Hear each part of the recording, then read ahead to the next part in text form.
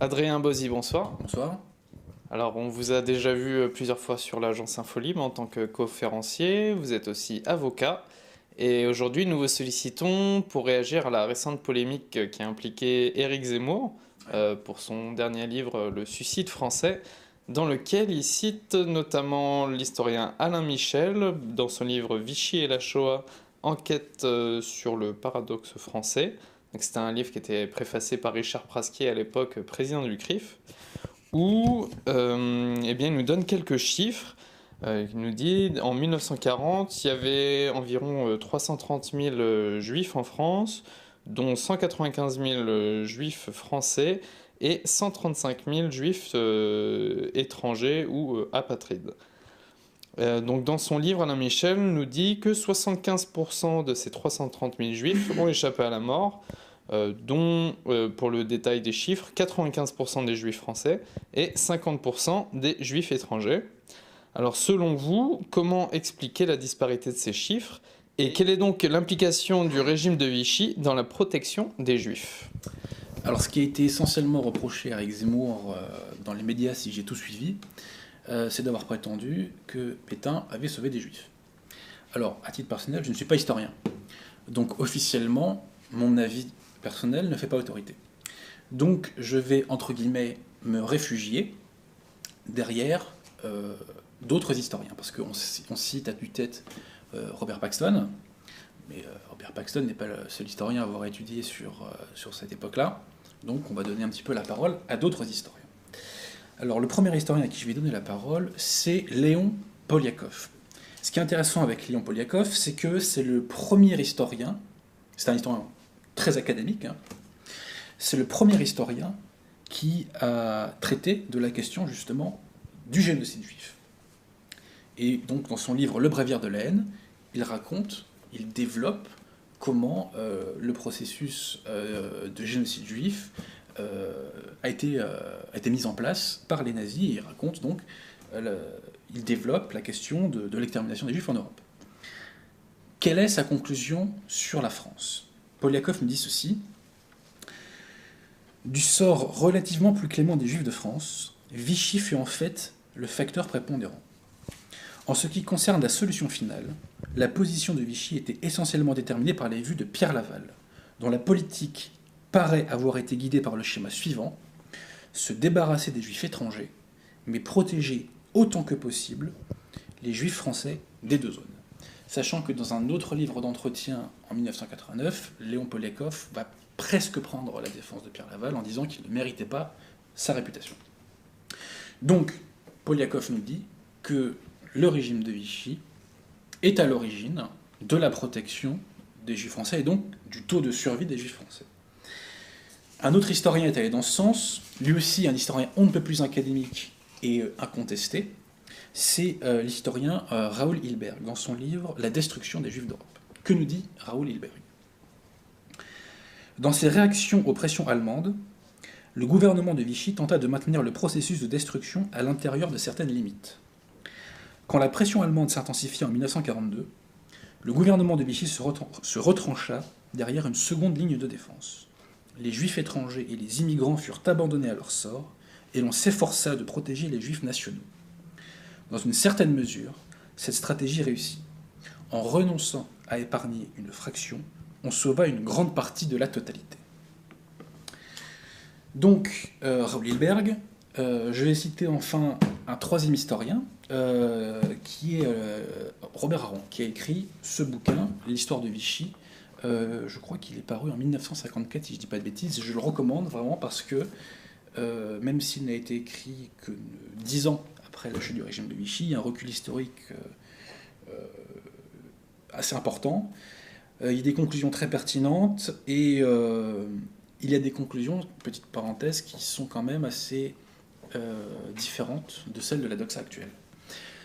Que nous dit Robert Aron sur cette question? Un petit instant, je prends la page. Conclusion très brève. Laval, arithmétiquement parlant, a peut-être sauvé des vies humaines, mais il a associé le gouvernement de Vichy à une besogne déshonorante. Donc, Robert Aron, dans l'histoire de Vichy, arrive à la même conclusion, à savoir que Vichy a protégé des juifs français. J'aurais pu citer aussi également Marc Ferraud, qui a fait une biographie de Pétain, où, à mots couverts, il arrive sensiblement à une conclusion identique. Et enfin, dernier livre que je vais citer, puisque c'est le livre qui est le plus d'actualité, il est sorti, je crois, au printemps 2013, si je ne dis pas de bêtises, c'est ce livre de Alain Michel, Vichy et la Shoah. Je précise que Alain Michel est un historien israélien d'origine française et qui est rabbin de son État. Et que conclut Alain Michel? Vichy est certes criminel, mais il est l'élément principal qui explique comment 75% des Juifs de France ont survécu, même si bien sûr, comme nous venons de le montrer, il n'est pas l'élément unique qui explique ce résultat. Alain Michel nous dit aussi, en parlant des dirigeants de Vichy, qu'ils aient commis des erreurs et même des crimes, c'est certain, mais que leur action ait eu finalement des conséquences plus positives que négatives, cela nous semble également une affirmation raisonnable. Donc,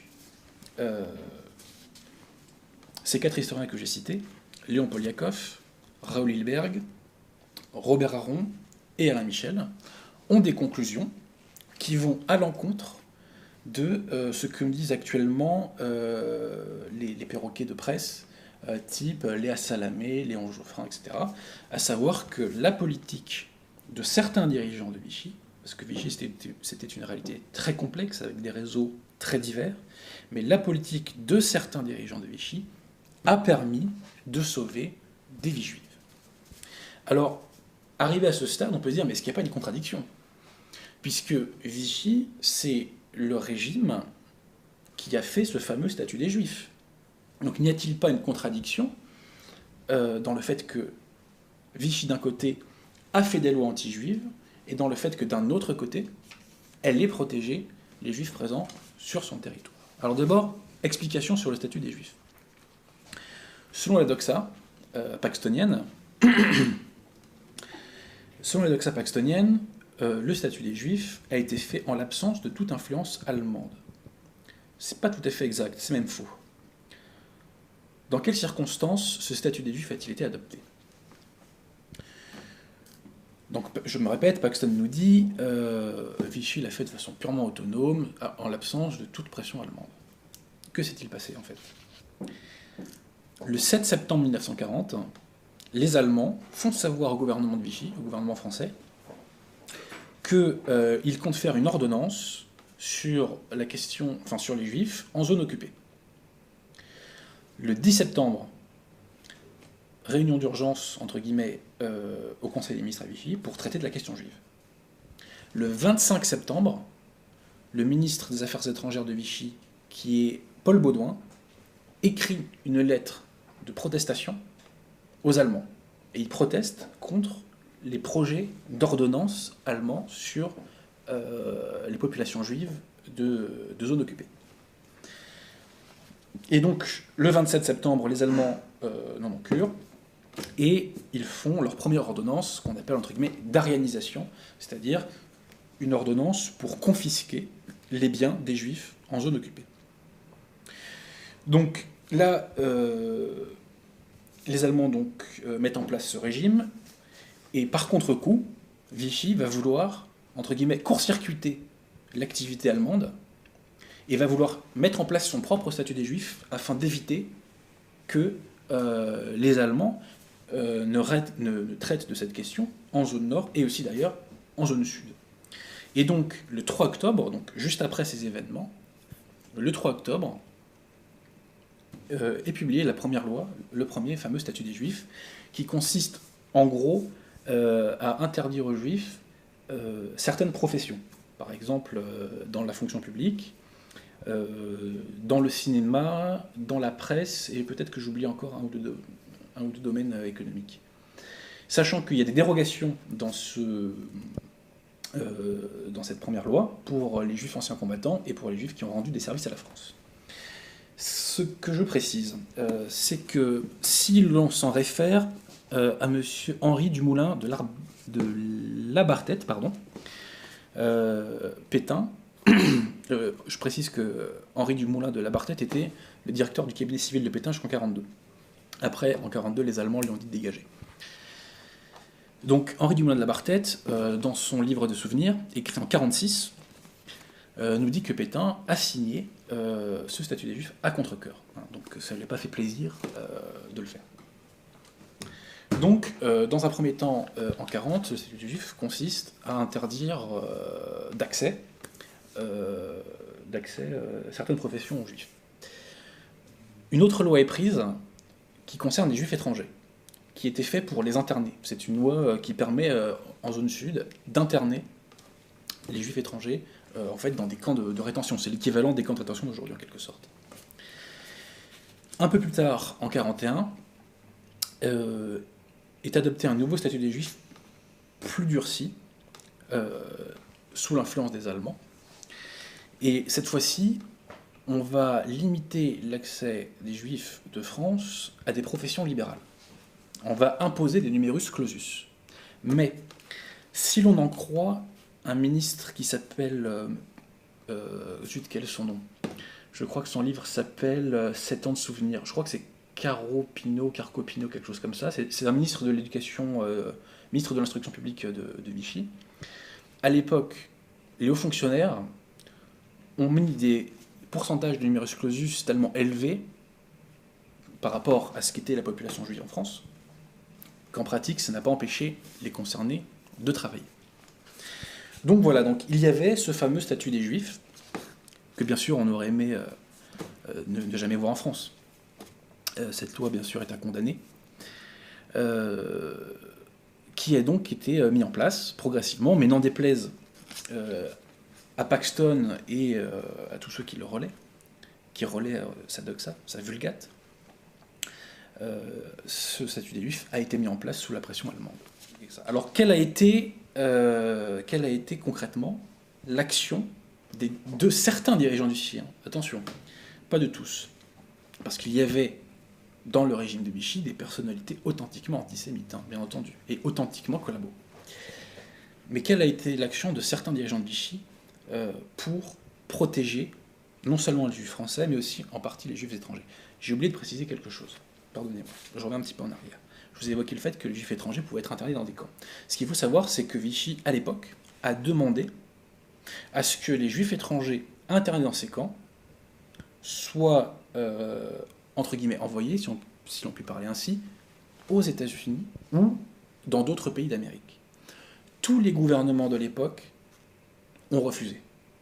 Et je précise aussi que s'il y avait autant de Juifs étrangers en France au début de la guerre, c'est parce que la France était le seul pays européen à vouloir les accueillir et que l'Angleterre avait refusé. Et à l'époque aussi, les États-Unis avaient refusé d'accueillir notamment les Juifs qui fuyaient les persécutions hitlériennes en Allemagne, puis ensuite en Pologne. La France est le seul pays qui avait accepté de les accueillir, en tout cas à cette échelle. Alors donc, quelle a été concrètement l'action de certains dirigeants de Vichy pour protéger les Juifs? La politique de Laval a été la suivante, c'est-à-dire que à partir du printemps 1942, les Allemands accélèrent le processus de ce qu'on appelle la solution finale, et donc ils veulent rafler un maximum de Juifs. La politique de Laval, donc, comme l'ont évoqué tous les historiens que j'ai évoqués, Paul Yakov, Raoul Hilberg, Alain Michel et Robert Aron, Laval va négocier avec la puissance occupante. Le rapport de force n'était pas en sa faveur. Il va négocier avec la puissance occupante, il va dire « Ok, on vous laisse prendre les Juifs étrangers, en revanche, vous ne touchez pas aux Juifs français. » Cet accord a été trouvé, si je ne dis pas de bêtises, le 2 juillet 1942. C'est un accord qui a eu lieu entre Laval et Auberg, qui était le chef des SS en France. Et donc, la rafle du Veldiv va avoir lieu 2 semaines plus tard, le 16 et 17 juillet, si je ne dis pas de bêtises. Et à ce moment-là, la police française va arrêter des Juifs étrangers, mais elle n'arrêtera pas, sauf exception, de Juifs français. Donc, de fait, les Juifs français ont échappé à une rafle. Les Juifs français en zone nord ont échappé à une rafle. Par la suite, les Allemands, en septembre, ont demandé, enfin, ont fait comprendre, devrais-je dire plutôt, qu'une nouvelle rafle allait avoir lieu au mois d'octobre. Et là, Laval a mis son veto. Il a dit non, là, c'est terminé. Mais il a mis son veto, c'était plutôt un veto temporaire. Et il a dit aux Allemands ceci, écoutez, vous arrêtez la rafle pour le moment, et en contrepartie, nous, dans les mois à venir, nous allons faire une loi de dénaturalisation, et comme les Juifs français seront dénaturalisés, à ce moment-là, conformément à notre politique, vous aurez le droit de les déporter. Donc les Allemands, dans un premier temps, marchent. Alain Michel commente en disant ceci: si aucun convoi de déportation ne quitte la France au mois d'octobre 1942, on peut l'attribuer au moins partiellement à la stratégie de Laval, relayée par Bousquet et Leguet. On le voit, la collaboration de Vichy en matière d'antisémitisme est loin d'être simple. Donc, vous disais-je, octobre 42, Laval arrive à stopper les rafles, en faisant croire aux Allemands qu'on va faire cette fameuse loi de naturalisation. Les choses se mettent à traîner. Les mois passent, et les Allemands commencent à remettre la pression sur le gouvernement de Vichy. Et les Allemands donnent plein pouvoir à Darquier de Pellepoix, qui était le patron du commissariat aux questions juives, pour faire cette fameuse loi de dénaturalisation. Donc la loi de dénaturalisation est prête au mois de juin. Il n'y a plus qu'à la ratifier. Sachant que le chef de la Gestapo de l'époque, qui s'appelle Dannecker, avait prévenu Vichy que suite à cette loi, il y aurait une rafle qui serait organisée, juste après la publication de la loi et après la dénaturalisation. Seulement que se passe-t-il? Le maréchal Pétain va refuser de signer la loi de dénaturalisation, et du coup, la rafle n'aura pas lieu. Je me permets de citer une nouvelle fois Alain Michel. Il est donc évident que le fait d'avoir mené les nazis par le bout du nez jusqu'en septembre 1943, en leur promettant de faire passer une loi de dénaturalisation, promesse qui conduit la Gestapo-SS à ne pas engager directement d'opérations d'arrestation, ce fait donc a vraisemblablement évité l'arrestation de milliers de victimes juives supplémentaires. Donc on le voit par cette politique qu'on pourrait appeler, de façon un peu cynique entre guillemets, de préférence nationale, a permis d'éviter des refus. C'est quasiment mathématique, devrais-je dire. Et j'aimerais poser une question toute bête aux défenseurs de la position paxtonienne. Si les dirigeants de Vichy, en fait, je vise en particulier Laval et Pétain, s'ils ne s'étaient pas opposés à la déportation des Juifs français, qui aurait pu l'empêcher à l'époque? Qui aurait pu empêcher les Allemands de faire ce qu'ils ont fait partout ailleurs en Europe? Qui? Personnellement, je ne vois pas. Je ne vois pas. Maintenant, si mes contradicteurs ont une réponse, je suis tout à fait prêt à l'entendre. Je ne prétends pas avoir la vérité révélée, mais en l'occurrence, lorsque l'on connaît un petit peu l'époque, les rapports de force, on ne voit pas qui aurait pu empêcher ces déportations. Qui et comment? Alors là, je vous ai parlé de comment Vichy avait sauvé une partie des Juifs français, même une grande partie, puisque comme l'a rappelé très justement Zemmour, 95% des Juifs français ont échappé à la mort pendant la Seconde Guerre mondiale. Vichy, directement ou indirectement, a contribué aussi au sauvetage des Juifs étrangers. Donc, Robert Aron nous dit, en revenant sur la fameuse journée de juillet, le jeudi 2 juillet 1942, à Vichy, le Conseil des ministres, fort ému de la menace, jette du lest et décide, avec l'approbation de Pétain, de distinguer en zone libre entre les Juifs français et les Juifs étrangers. Les premiers demeureront sous la souveraineté et la protection du gouvernement français. Pour les autres, on contestera les chiffres que Darquier de Pellepoix a communiqués aux Allemands et selon lesquels ces victimes abandonnées à la législation nazie seraient au nombre de 54 000. Darquier de Pellepoix vient prévenir Dannecker de la fausseté de Vichy. Le ministre de l'Intérieur a eu l'audace de nous signaler que 12 000 Juifs étrangers en zone libre. Les statistiques sont truquées sur ordre gouvernemental. C'est-à-dire que Vichy a volontairement déclaré un nombre plus petit de Juifs étrangers en zone sud pour que les Allemands, entre guillemets, raflent sur une base plus restreinte, si on peut s'exprimer ainsi. Ensuite, indirectement, la politique de Vichy a eu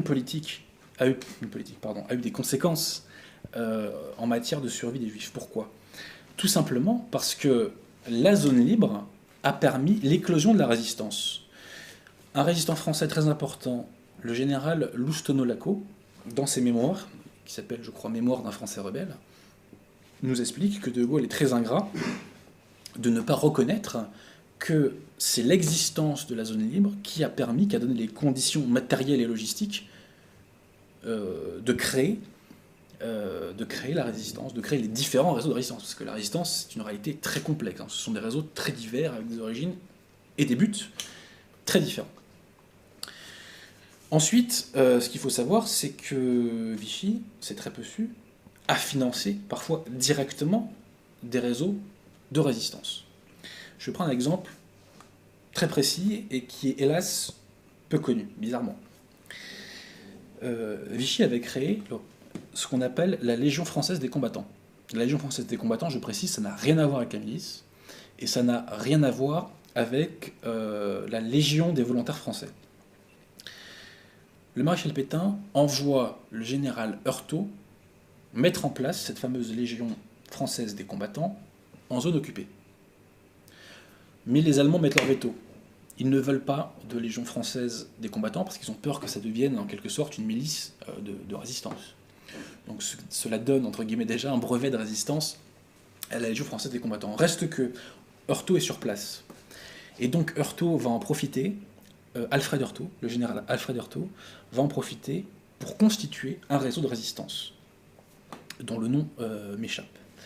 Il va constituer ce réseau de résistance, et à partir de ce réseau de résistance, se créera plus tard l'une des plus importantes organisations de résistance de la zone occupée, qui est l'organisation civile et militaire. Mais qui a financé le réseau du général Heurtaud à la base ? Ce sont les services de renseignement de l'aviation du général Bergeret. Mais qui finançait les services de renseignement de l'aviation du général Bergeret ? Ce sont les fonds secrets que Pétain lui donnait. Sachant que les services de renseignement de l'air étaient en relation directe avec l'intelligence service. Je précise aussi, soit dit en passant, que le général Bergeret, entre 40 et 42, s'est occupé à recréer une aviation de guerre, puisque pendant l'armistice, les Allemands à la base nous avaient demandé à ce qu'on leur livre nos avions. Nous avons réussi à obtenir, enfin c'est le général Oettinger qui a réussi à obtenir que les avions ne soient pas livrés, mais qu'ils soient simplement mis en dépôt, et qu'ils soient démembrés en quelque sorte. Eh bien, le général Bergeret a réussi clandestinement à reconstituer une aviation, près de 1000 avions, dont la moitié finiront dans l'armée d'Afrique, qui a été relancée contre les forces de l'Axe le 11 novembre 1942 par l'amiral Darlan. Après d'ailleurs notamment qu'il ait reçu un télégramme secret du maréchal Pétain, pardon de le dire. C'est très peu su, mais cette fameuse armée d'Afrique sur laquelle on a fait tant de films a été relancée contre l'Africa Corps de Rommel par l'amiral Darlan, après avoir reçu des télégrammes secrets de la part de Pétain. C'est d'ailleurs l'amiral Offand qui a donné l'idée à Pétain d'envoyer ce télégramme secret, sachant que officiellement Pétain condamnait Darlan, mais officieusement il l'avait encouragé. Et d'ailleurs Darlan faisait la guerre contre les Allemands à l'époque, je cite, au nom du maréchal empêché. Au nom du maréchal empêché. Voilà, donc là on s'écarte un peu de notre sujet, mais soit dit en passant, pour montrer la cohérence globale qu'il y a là-dedans. Sachant que, je termine quand même sur cette fameuse armée d'Afrique, j'en termine parce que c'était un petit peu d'actualité, parce que rappelez-vous, il y avait eu des commémorations sur les débarquements en Provence de 1944. Et Hollande nous avait dit que cette armée de Delattre de Tassigny, c'était l'armée de la liberté. Voilà, c'est même plus l'armée française, c'était l'armée de la liberté. S'il avait voulu être un petit peu plus rigoureux, notre cher président aurait dû préciser que cette armée d'Afrique avait été reconstituée par le général Végan, qui était allé en Afrique du Nord pour ça, et que c'est Pétain qui l'avait envoyé pour ça. Puis Hollande aurait pu préciser aussi que c'est l'amiral Darlan qui s'est rallié aux Américains, qui avait relancé l'armée française contre l'Africa Corps. Il l'a oublié. Je pense qu'il l'ignore de toute manière. Il y a longtemps que je ne crois plus que la classe politique française connaisse ces classiques d'histoire de France. Et d'ailleurs, en ce qui concerne le général de lettres de Tassigny, rendons hommage à son action. À la base, c'est un général de l'armée française, et il était resté général après l'armistice, puisque vous savez, les Allemands avaient toléré, après l'armistice, que nous ayons une armée française de 100 000 hommes. Et lorsque les Allemands ont envahi la zone libre le 11 novembre 1942, de lettres de Tassigny, qui était à la tête de son bataillon, a dit là, stop, vous nous avez trop humiliés, il y en a marre, et donc De Lattre a relancé son bataillon contre les armées allemandes qui envahissaient la zone libre. Je trouve que c'est un geste magnifique de patriotisme, et De Lattre, dont on parle plus trop, mais c'est une très belle et très grande figure française. Donc voilà. Je précise aussi que De Lattre aurait dû, suite à cet acte, être envoyé en Allemagne, et que c'est Pétain qui a dit non, il reste en France. J'aimerais aussi vous citer la déposition qu'a fait le pasteur Brogner au procès du maréchal Pétain. Je précise que le pasteur Brogner est un juste parmi les nations, c'est-à-dire que pendant la guerre, il a contribué au sauvetage des populations juives, il a tout fait pour protéger un maximum les populations juives victimes des persécutions. Donc voici la déclaration, la déposition, enfin une partie de la déposition, faite par le pasteur Brogner au procès de Pétain. Je me suis entretenu de la question avec le maréchal Pétain au mois de janvier 1942. La question, c'est les fameuses lois anti-juives. Chaque fois que je lui ai parlé des horreurs que nous connaissons, dont j'avais été témoin moi-même dans certains camps dont s'occupait une de nos œuvres les plus belles qui s'appelle la Bimade, comme le camp de Gurs, de triste mémoire, le maréchal Pétain a montré une visible émotion. Il était convaincu, il ne me l'a pas caché, que la loi dont je viens de parler entraînait d'immenses souffrances et de graves injustices. Mais il était convaincu, semble-t-il, que ces injustices ne pourraient se réparer qu'après la paix. Donc, si je suis bien le pasteur Brogner, Pétain envisageait après la paix de réparer le préjudice subi par les victimes. Je continue la déposition. Par la suite, j'ai eu à intervenir d'une manière plus forte encore lorsque, après le déchaînement des persécutions et des horreurs à Paris, et en particulier au Vélodrome d'hiver, la persécution des non-ariens s'est étendue à la zone sud dès le mois d'août 1942. À Paris, depuis le mois de juin, les événements se précipitaient. Le 26 juin 1942, j'ai été reçu à nouveau par le maréchal Pétain. Je lui ai donné lecture d'une lettre que le Conseil de la Fédération protestante m'avait prié de lui lire et de lui remettre. Il l'a reçue avec la courtoisie avec quoi il a toujours accueilli mes démarches. Il l'a écoutée avec la plus grande attention. Il m'a rappelé l'entretien que j'avais eu avec lui au mois de janvier précédent, et une fois de plus, j'ai constaté une émotion profonde. Mais une fois de plus, je dois le dire, j'ai eu l'impression d'une impuissance à prévenir, à empêcher de grands mots que, dans son fort intérieur, il appelait par leur nom et condamnait sans réserve. Eh bien, Adrien Bozit, nous vous remercions pour ces quelques rappels historiques. Un petit mot pour conclure. Léa Salamé a reproché à Éric Zemmour, qui est d'origine juive, de vouloir, en rappelant ces faits historiques, faire plus goy que goy, plus français que français. Qu'est-ce que ça vous inspire ? Ce que ça m'inspire, c'est une intuition que beaucoup ont déjà eue, à savoir que l'antiracisme aboutit à des mécaniques intellectuelles identiques au racisme, c'est-à-dire qu'on essentialise des groupes d'individus, et on considère qu'en raison de cette appartenance culturelle, ces individus doivent avoir un certain prêt-à-penser. Voilà. Nous vous remercions. À bientôt. Mais c'est moi.